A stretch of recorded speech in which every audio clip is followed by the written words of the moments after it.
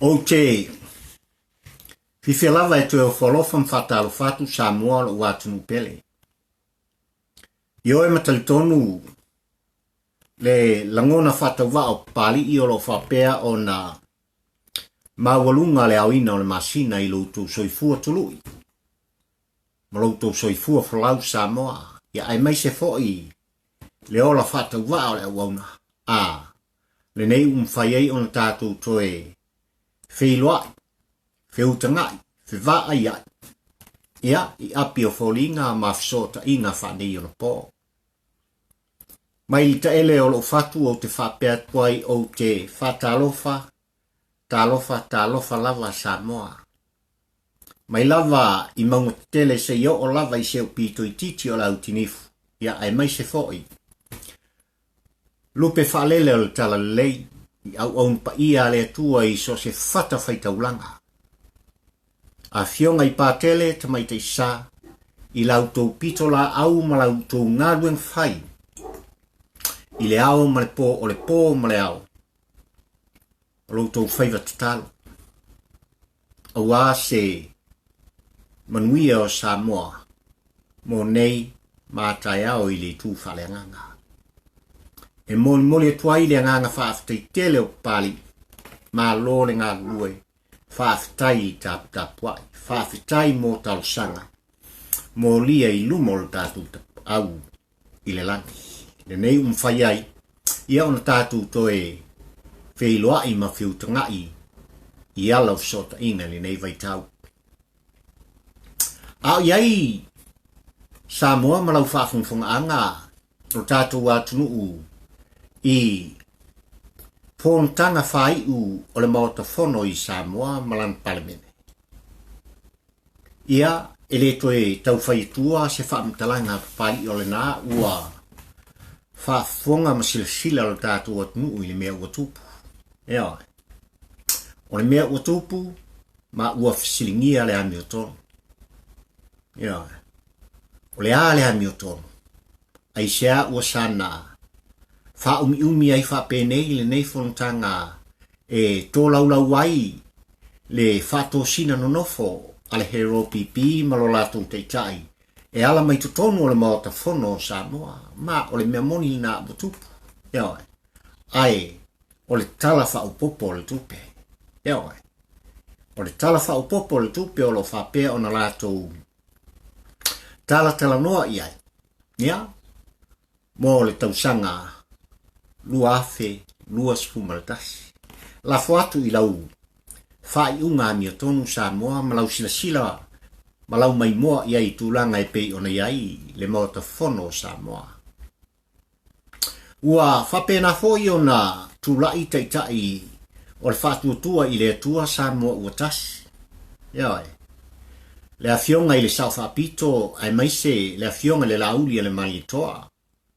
Ali whaipule ia olo maleatin ia ai mai se o sui faarioli o le fast awa le falanga mai ale atu o lo manei i le asoiva o Papalii ia wala tu o le maota fono banga iatu fatino tulanga e pe ona iai le lato sa vali o le filemu ma le ao na manongi o le lolo i tūlanga ua se lumana i manuia o Samoa. Samoa e te lei whaafonga i aunga mare autu o le aso nei tau lava ina u whape atu. Ua, ova mare lua se fulu tausanga o tala noa Papalii il nei ele ngata i mawhauwhaunga i lunga o Nusipepa i le taimi sa whape na o na awala tuai se au onanga. I tūlanga e pei ona iai le hero pipi, ma o le maua Papalii i mai aso mai vai taimi. E o mai lava i le aso. E le mawhai ona iai se isi lava vaenga whai lātou te toe luina. Le hero pipi lo na maru si anga o lo iai malo na maupuponga. O le mau le a Papalii. Peita iane, e pau lava avanoa. E mawhai ai ona suia le hero pipi o nisi e o mai tu tonu o le hero pipi. O nisi sai tu tonu o le hero pipi. Samoa, o taunu. O taunu o le moe mitinga pari. Ma fua sae laina o faiatu o taunu. A leha o sila mio Samoa. So wali ese le sunga le lauri ale mali toa. Teeena ono tūlanga e pe ona moli mawina i lautou faafonganga. So wali ese i ale sui o faleata. Le afionga i a whamuina le atinu. Ono mea woutou silfia. Tūlai foi le afionga le saufapito, le afionga i afiame, ma sa wali ese ona latu tufa atasi lea, ma le fetalai i a olo. Le o sila mio Samoa, i tūlanga e pe ona whanau mai ai, ma tūlai mai ai. Le faatua i le atua Samoa watasi. Ma o se moe mitinga Papalii i mai le fia tausaga, ma o le kumoni lina, lenei ua taunu. Lenei ua taunu una moe mitinga.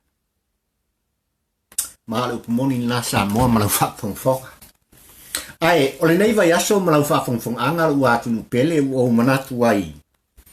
O le asa i o tātou mori mawina i lau faafofoga se tasi o launga. O tō manu o Samoa i upufai i tutonu o le palemia. Ia, ele toi tau silingia le afionga i Paeaiga. Le afionga i le Tuiatua Tupua Tamasese a whapena fo'i.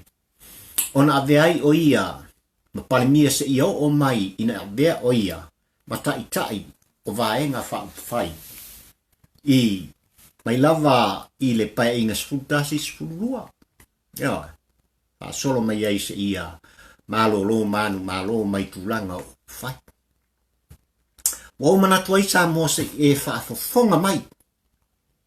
I tūlanga e pei ona iai, le launga lenei ona salem fai on faa, maua se avanoa.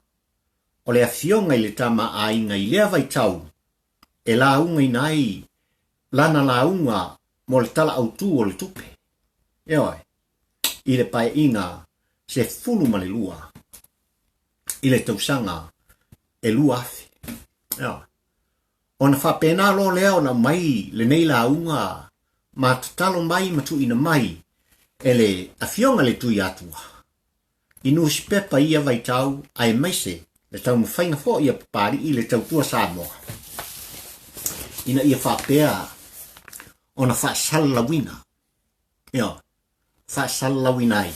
Ona wale mwhai ona maua ni avanoa i tutonu le maota fono. Pei lava o le vaitau nei lautou faafofoga ma lautou silisila i tūlanga o lo iai le maota fono o Samoa. Ai usi mai lau faafofoga Samoa i lo atunu pele o le launga nei a le fionga i le Tamaaiga. Tuiatua, Tupua Tamasese. Sa ia sa ai i le maota fono o Samoa ia apelila o le lua afe a faasalalauina. I le lominga o le aso spulu iwa o Iuni, lua afe e le Tautua Samoa. Saunoa manino le Tamaaiga. E au ngofie lo tangata e whaamatu watu la ulaunga mo le faasalalauina i Nusipepa. Ai maise le Tautua Samoa. Ono os fautuanga le li palemia wa o faafoga faapenei. Sunga ona pola tuila epa sailele mariele ngoi. La wofionga le fetalai o lea wa o mai tauina atu wa taunu tātou i le lua sfutasi o suyus fono wa sausaunoa. O lona winga ua mwhai ona whaamuta nei loa. Lava tātou whilafalafo inga. ai amata o natali le malo. O le isi foi tūlanga, o lo tele lava tātou ngā ruenga tua. Po le aso finangalo, ai tu mai le faafesili, mo e o lo fia saunoa o na faamuta i loa lea o le avanoa. Ia matua le ai lava seisi avanoa, e tuuina atu ia i latou e le ono foia o latou mfoa. I le taimi lenei, a o whapena o na fia saunoa. O te mai tau atu foi i lau fionga le fetalai, e o lava i le lai tū. A o lea e le o lala mai le taitai, o le tū e ngai ale malo. O te langona foi e le tatau o na faatalia, le taitai o le tū ngai mo sona avanoa. E pei o le tūlanga le nā. E tatau lava o na iai se ta iala. O na faatalia tūlanga e pei o na iai le tātou whonatanga. Ma ia muri iai a tātou whelafo a inga. Ina ia le tuua whaapanga noa. Whapenei ona o se avanoa po o le whaaloalo e tuuatu i le tūua ngai ai le o tala au mai. E le tatau foi ona whaatawhangaloa le tātou mata upu. Ona e tatau ona whai whaai unga ma whaamuta loa. Ai angai mai le malo i le whaati nonga o tiute tau awe. Awa o le atunu o lo whaatali tani mai. I le tele o tātou ngā luenga e tatau ona whai. Awa le tele o ngā luenga o lo mo mia i le atunu. Ia o le whautuanga le nā. I lau fionga i le fetalai po le aso langona. Na whautangia e le fetalai le whautuanga le li palemia on na ia saunoa. E nā te langolango ina le fina ngalo le li palemia. Ma ia whaatonu ina ai le whailautusi o le palemene. Ia lisi ane e olo awai le fono e fia Lauga. Whamata e whapea o na whaoa le avanoa o tini sipli le taitai o le tua ngai a niusia. Po Kim Pisley le taitai o le tua ngai au setalia. E la una whala wai tele ai i le tala autu o le tupe a o lea e loma le palota. O le tele o taimi e le awai le taitai o le tua ngai. Po o le palemia fo i te walumanga o fontanga. E pei on sila i eile atunu i te walumanga. O palemene le nā olo o mori mai. E TV ma walesi faasalalauina. Awa e le tāua le awai i te imi umalava. Ai tāua le anoa o le mori mau. O le su e i whaila ma le talanoa i e whaapitoa lo lato malam anga i mata upo lo tautalngia i to tonu o le palemene. Whaamasino mai e le atunu upe anoa. E la unga lea sa o saunia mo le la unga. Whalau i tele i to tonu le maota. Peti ane o le maua se anoa. O le a o mori natu. La unga whalau i tele. Tuiatua Tupua Tamasese. I le tala autu o le tupe i a Iuni tausaga i luafi. Lau o fionga i le fofoga fetalai. Ma le mamalu o le maota. Ma o te faamaliatu Samoa o le ale faalangia o paia. Awai uma le awhaitu la ele i mai a ona o faalangina. Pela e whaupopo peto ese se iota o mamalu i sa upu. Nei meane pa ia te au. Ai se mua faiatua na I upu nei. O te whamalo atu I le minista o ngā luenga lausunga. Maataua litia. Mo le ngā luenga o le ala I lalomaunga. Ma le ngā luenga o le paipai whalewha. E mafua le whaafitai whaapitoa. Ona o la e silafia e le atua. E fia tausanga. E muta le atina e o le ala. I le tua oi o salua fata ma lufilufi. Eoi. Tā ua le pese le tamaloa asau. O se iwi e whaalava I lota whai.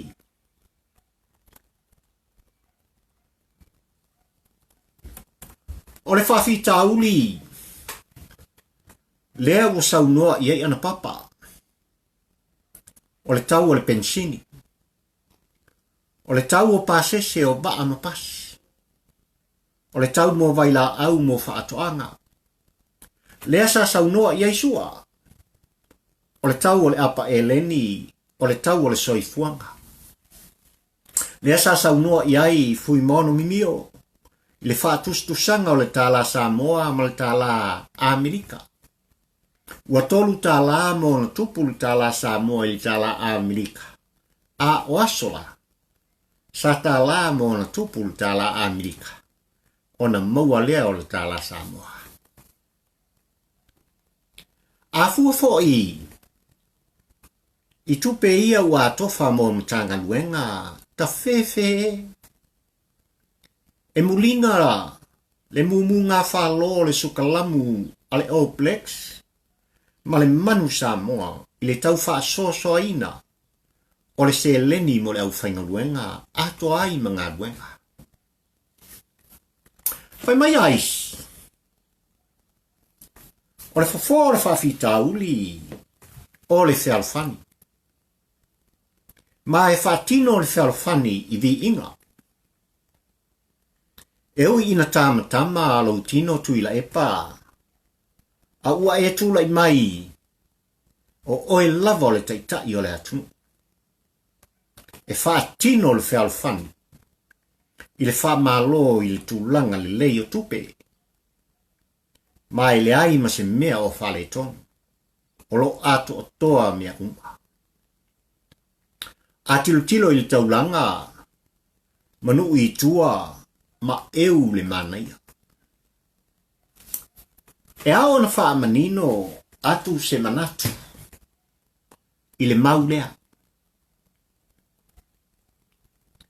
E mafua na wha atu se manatu. Ona o le whautuanga po o le whaitio I se fuafuanga. Ai le mafua ona o se ita I se tangata. Awa e le se moni le whealwhani. E whaafealwhani le whaatautala ma le tau faasese. Le whaafealwhani o le pūlenga sese ma le whaasoa lea ni o tonu. Le whaasoa lea e ti mais o ai whaululungo e kalesia. E le eise mea o maweu o le tātou whealwhani. Pe ata watu le mea moni. Mea manu whanau o nofo au mau. Se manu e leise malo. E leise falesa. Leise fale a onga. Leise taulanga. Leise alofa moisi ainga. Leise lava. Leise pili. Leise ai. Ai ua taunu ai le upu o manu le ua siavao. E aisi ai u. Ao o ile ia te tau. A e nofo au mau. E palota I le meolo e alala ai. Ma le avanoa e avea I masui fatu. Ona ai u lea. Fai mai ele I tautua. Oi. Ale tautua. O le nofo au mau lea. E tu wai a inga. E kalesia no umane malo. Fai mai e le malamalama. Oi, a le malamalama, e malamalama le le i le whawhita uli o whalesa. I whawhita uli o whale a onga. A wā o i la tōla ia, e whai a tupe e whātu wai, nanga nuenga. Fai mai a isi, o le fofoga tātou wifo ma whawhitai. O Samoa e le o fiti. E le o Solomona. O le ali matusi la i fiti ma Solomona. Ai se i mua e ulo tupoto o tātou mata. O fofoga mo ufela. E le i fasi o tia se minista o fiti. E le i fasi o tia se minista o Solomona. O tātou lea e taiala. O tātou lea na iaina. Le wha mai lea. Ua pipisi. Se i muai eu. Le utupoto o lau fofoga ma lo ufela. Saunoa ma mea lo pati. Mafua whawhitau lenei o le whaaloloto. Ae saunoa sua tele. E mafua le whasiotinga o le ri minsta. O na ua umai e tātou le palemia. Minsta, whaipule, i a tātou pēsnisi nei e mafuai le whaalavilate. A sila loloto i le mea leana tupu. I Samoa ma le mea lae tupu. I fiti ma le mea lae tupu i Solomona. E le ai se senga. E mafua ona o le whātau manao. E mafua ona o le whātau te e manao. E mafua ona ua whaaloloto isi. Ai te isi. A ua le mawhai ona whātonu e le palemene. A ua le mawhai whātonu e leo. Le mawhai ona whātonu tonu e le suetusi. Le mawhai ona whātonu e le loia sili. Le mawhai ona whātonu e le whāmashinonga. O le ale mea e tō manga iai. E tō manga i le whana ma le utau. O le a onga lea mo Solomona. O le a onga lea mo Fiti. O le a onga lea mo Samoa. A whai e le langona e i tātou le a onga lea. A whai e mua o na tātou lima tusi i a Fiti ma Solomona e pei ona o whai atu i le whalelau o singa o luanga lau. Tātou te le maua le whiau lea e moni mai i le maliu whasia o le ri i minsta. Whai mai a isi e iloa le leia Samoa ona o lea uaoa tātou leo e whātontonu isti moa. E a ona au whapea atu e le tu ua la utatalo ma la utapua inga i soos fe au lava e alo whaiva iai tama whanau a Samoa. Ai le a vea la utatalo ma la utapua inga e tu ua ai so langona. Sa ao ona mua i au mai le mata upu lenei e sola upule le palemene. Ai mai se o lea ua si il mata lalaka. Ona o se mea fau e le i whaia mua. Aisea. O afo i le transparency ma le accountability. Po le tiu te tau ave o le malo e le poti mai ai i le palemene ina i avanoa ai ona sola upule le mata upu. E avanoa ai ona fisiri atu pe mauala fia lenei au. Pe mauala fia i le tulafono a leo. Police Act. Pe mauala fia ona whainesi tanga i le tulanga satini i lalo le tulafono a leo. Ina i avanoa ona fisiri atu. Po whape fea ona whai le pito la au. I to tonu o Samoa. Ne I mea ane ua pei o le solfanua a whaatili, e ai I ma o a o le vau, lai lalo le au vai, e le o aia. E mafua na ufai atu, ona o lea e whapea mai le lipoti al whalaputonga le este tausi, weste. Wale mwhai ona whatomtonu le ngaoi I muri whanua. Ua toe tasi le afe tolu selau povi o lo tutoe. Ia ta ilo po o toe tutoe nei se povi. Wale mawhai ona whatomtonu le whatama ia o pā mawhale I tonu o le whatoanga. O le aola e whatonu ne ngaoi ma le whatama ia I isti moa. Ai whawhewhea le ngaoi ma le whatama ia I lalo o lo wiso. E mafua ona ufai atu, ona ile oiloa po I ufo ia o le vavao I fiti ma Solomona. O le tausaga mai ini leo leo pe whapea mai fiti. O le ato wola I isti moa, ele aise whai a.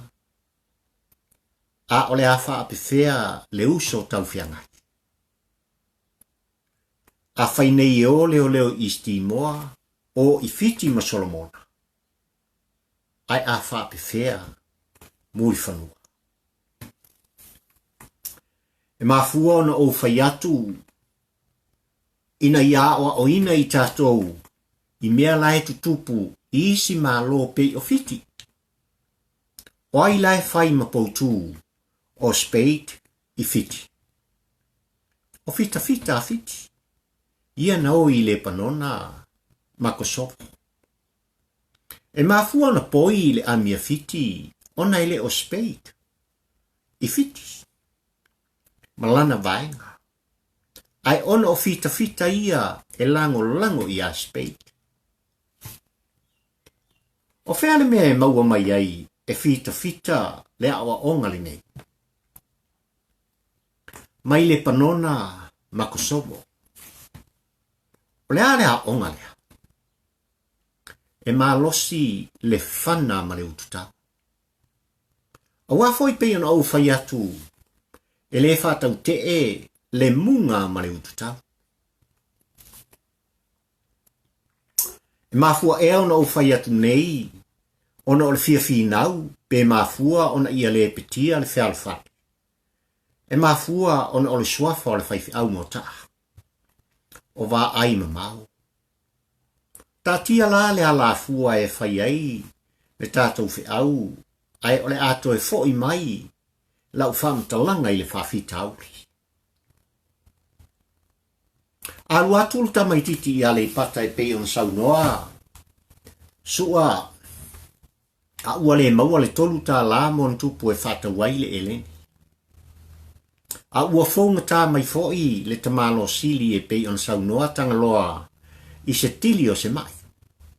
Ona, o le faafofoga la, o le pasi, pasi ma le tau mafa.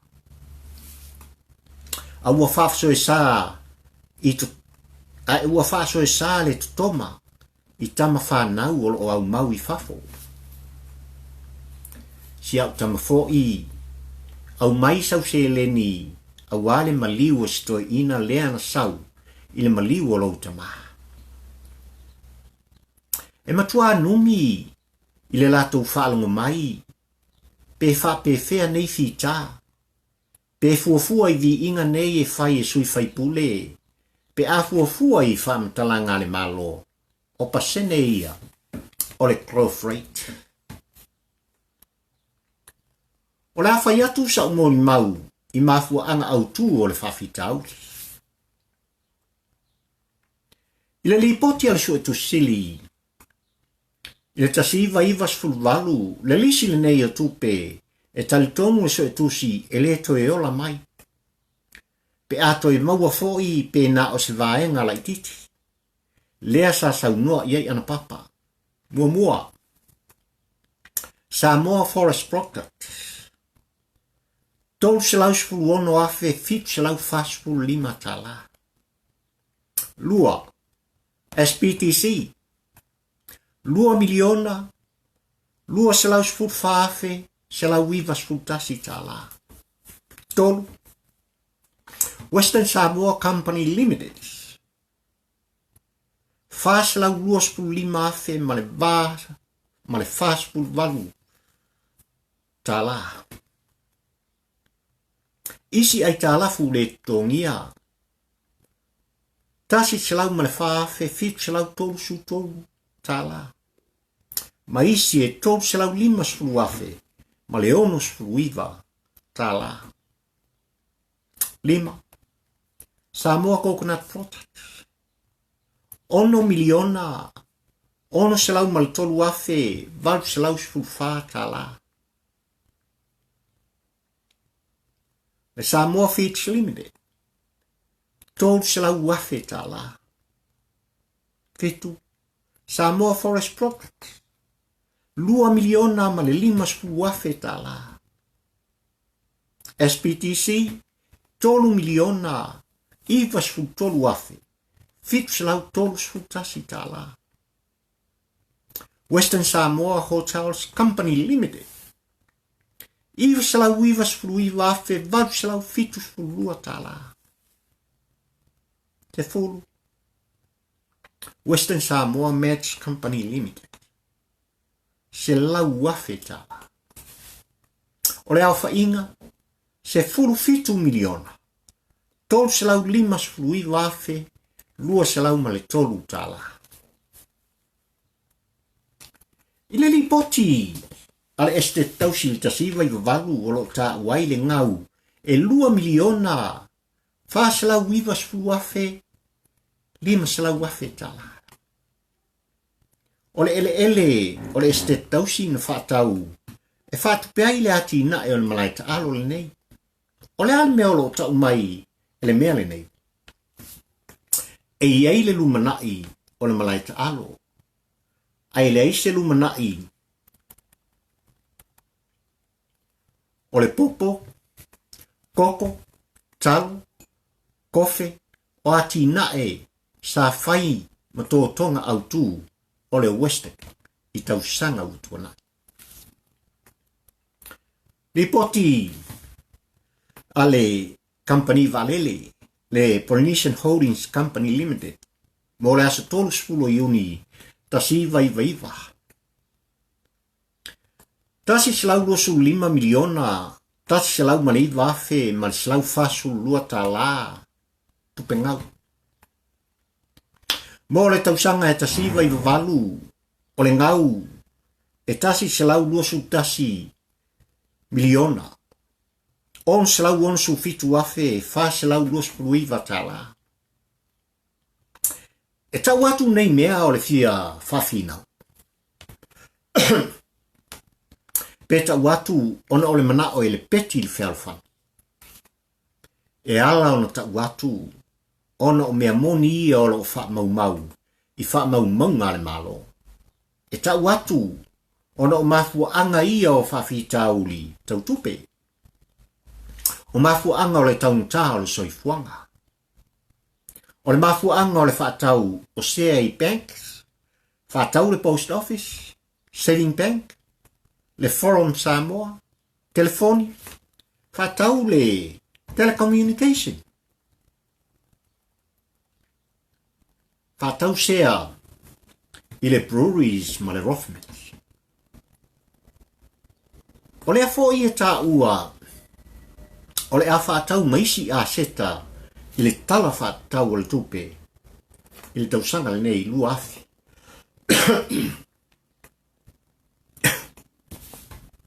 E mafua i se a, ona se fulu tausaga, o solia le tulafono, e ao ona su e tusi i tausaga uma. Ma faatatitia tusi i le laulau a fono, a le palemene, i tausaga uma. E mafua ona o le taumawhai e nana le faafitauli i tau tupe. O lea fatua i loa nei, ma li potia le suetusi o le tasiva i valu, e se fulu company ale malo ua ngau. Ma e ono mau ai le se fulu fitu miliona. Sabi ngatu ile tasiva ivono, iva fitu, tasiva iva valu, tasiva iva, e au mai tala o le tupe. Ale company va lele el Polynesian Holdings. Le ala fato ai ile laula wafono ya a pilila o le tausaga le dei lua afi.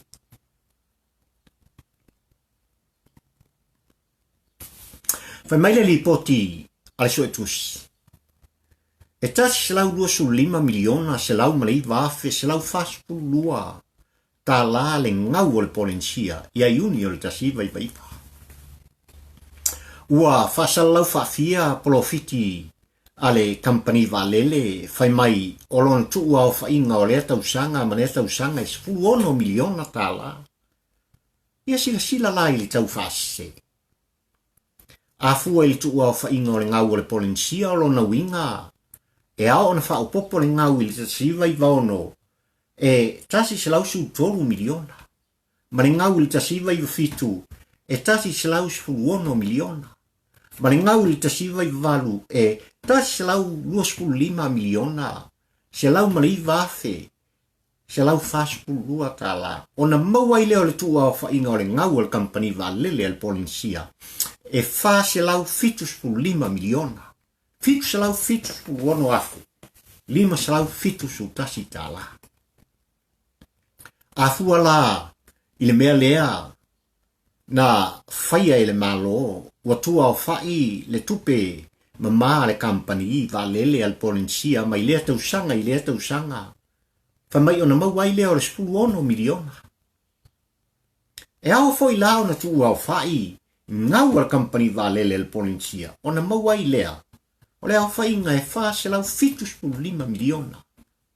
Fitu se lau 5 afe 5 se lau 5 tala. Tupe ngau. O le fesili. E mafua i sea o le faasalalauina faafia polofiti al company valele. Ale Polensia. O lona tau e fa se lau 5 afe 5 se lau 5 se lau 5 tala. E mafua i sea ona vinga atu i le tasiva iva fitu, iva valu, tasiva iva sfuru iva. E au mai tala o tupe ai tau fiofia. Ai sea ua fai ei nei, tau au fai, ai le ua fua pea polofiti, po le ngau i le fuainu mela o tausaga teitasi.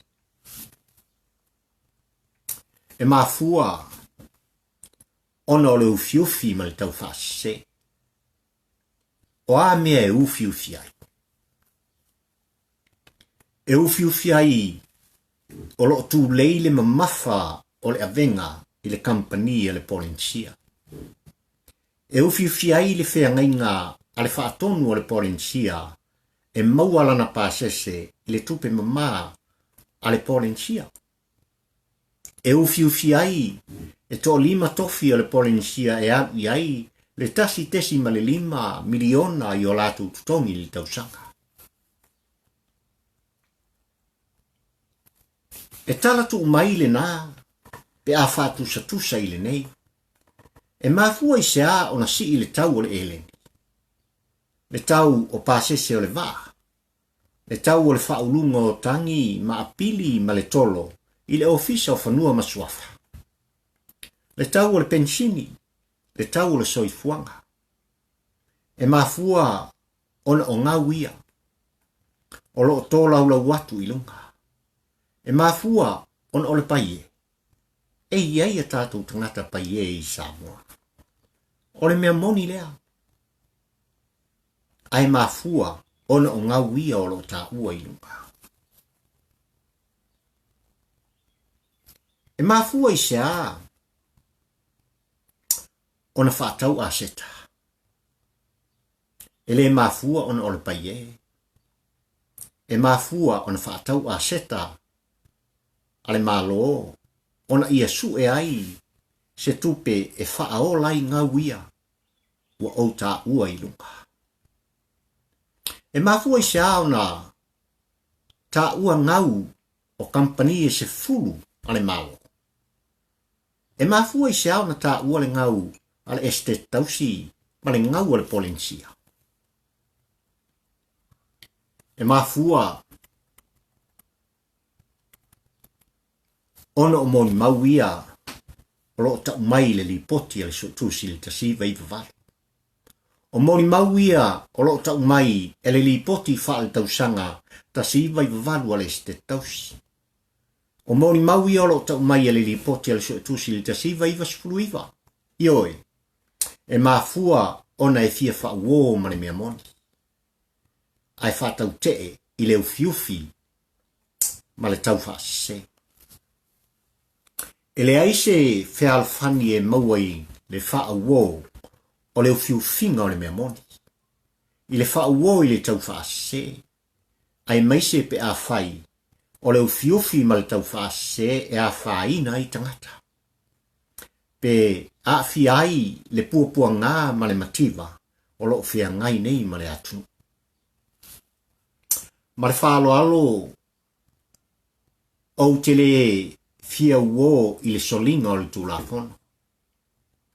Mai au ona su e tusi ale malo I tausanga uma mfata atitia I le laulau a fono. O te le fia fa uo I le solinga o se vaenga autu o le tulafono fa vai. Ma le tulafono e pui pui ai tupe ale malo I le sefulu tausanga. O te le fia fa uo I le fiufinga o le lipoti ale su e tusi. E fa sino I company e sefulu ale malo e ali mai ua ngau. O te le fia fa uo I se fuafuanga e faasalalau ai au fainga o le tupe mama ale company va lele al polensia. Se fulu ono miliona ai tau fiofi le tau au fai o le ngau al company e faasalau fitus fulu lima miliona fitsalau fitus fulu ono afi lima salau lima su fitus su tasi tala. O tele fia faa uoina ni faasalalaunga e faa vai I le tau au fai. Ai la foa ia I le fuai numela o le polofiti po ngau I tausanga te tasi. Ai ese le mau, ese le tangata. Ele mwhai ona whea alfani, ma le tau fiufi, ma le tau faasese. Ai le wha pea, o le a vea le tite e le mau. O le a wha o ai, le tātou whea loloai, ma le tātou wawa fatfata. A tā ua le ngau o company e se fulu ale malo, ma le ngau ale polensia. Ele mafua ono sa ili mase. E mafua ono sa ili malo. Soifua ma ia manuia. Samoa lo watu pele wa e faafofoga I le launga Tuiatua Tupua Tamasese pe ona o Taua I le taimi o sola. Ona iai le taua I a Papalii, I tali tonu fo I Papalii, e iai le taua I lau faafofoga tapua I le aso lenei. No.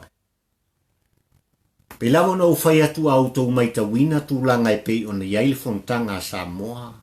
E le ngata I tala whaatitau autu o le tupe. A o tala whaupopo. O tupe ale atu. E pe ona iai le fontanga o lo o toso nei. Ioi. Le fontanga ele I tali lava le malo ai ua tuua avanoa. I sui fai pule uma o le hero pipi. E whaato sina ai o latu I tu malo I le momori o le whaafutai. Le momori o ngā duenga. Ale malo o umana whaatino. Malo pumoni lena. Ioi. Ai mai tausanga e lua afe leo o tau faafoga. Se fulu fitu miliona o se fuai no mela la ititi le mai tau Papalii. Po le ova la ititi at foi. Le ngau o nisi o company se I o mai ngau te tele. Le faasalau mon tupu afe a miliona mafe al company valele el polensia. Isa iliringa ma whamaumaunga le taimile nei. Samoa, ua latalata i le lua se lau miliona le ngau o le malo Samoa. Ae tasi tesi ma le whapiliona le nofo ai ta alafu o Samoa. Yo, ele ngata o tupe no mai i le tupe o Asia, tupe le lolangi, ya e whapifoi malo saina, ia manisi o tunu, manisi o whalapitonga o lo whapea o na no mai ei tupe. Ale fau o toi whafonga Samoa i fuafuanga o le wafu i vaiusu, ova marselau milion. Ha, Samoa si o atunu. E nā o le lua se lau wafe tangata, le whaitau au wha, i ona motu te le lua. Ai meisi ai manon tai maa polipa. Samoa, fesili oe, wha masino oe, tu langa i pe on taun whai tuai Papalii malau faafofoga i asolene. Le mafuaaga walai ona autu lauina atu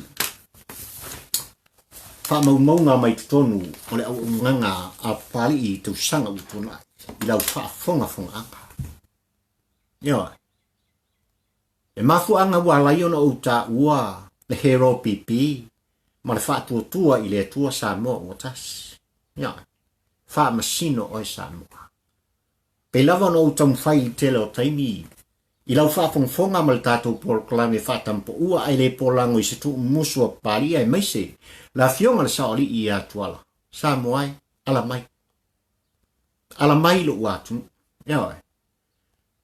O te talo atu Samoa. Ala mai. Ua mana umia. Se whainga malo fau. Samoa, sui le malo. Avel tatou whaatutuanga ma le tatou whaamumua. I le whaatuatua, i le atua Samoa Nusipepa. Ma nisi o pati ua latu tu whaatusia. Ia tūlanga e pe ona iai. Me tau ma whainga le tatou watu. Mafua isia. Mafua ona iai le talitonunga o Papalii e te fia faafofoga i le lumanai ma o whaalongolongo. Le atu lai mai se su e tusis e sili ona toa e nati a mai ali poti e pe ona tau whaamatala. Le ano fale o tūlanga i pe no iai le tātou mako. Ia. Ona o whapea tuai lea Samoa lo wātunu pele. Whaftai lo tau taliainga. O le au unanga ma leo whatauwa o Papalii i lenei aso i tutonu maota malaoa. Tonu o taavale. I so se atunu u lo whapea ona papa awa i Samoa. Whafetai tele. I lo tau taliaina o le tu alanga Papalii. Samoa o le penina o le vas Pasifika. Ia. Awani o tātou milea le palataiso. Awani o tātou milea le atunu ufi le musa e soifua e ai ma o wola. Ai o le tātaimi nei Samoa. Awani o tātou tuua le mamafa o le aveka. I ua o tau walo ma sa whanau. Ma e le i tutupu mai. Ea. O tātou tangata. Aua. O le tātou taimile nei. Tātou te whaasau ai mea ua tutupu. Mea ua se. A wase lumanai. O sa mua taia. O wase lumanai. Mo alo mo whanau tutupu ai. O sa mua taia. Ona o whapea i lea. I lu loto whatau laa ma lau whaalo Samoa ma lau faafofoga. God bless Samoa and I love you, my dear Samoa. Soifua, ma ia manuia.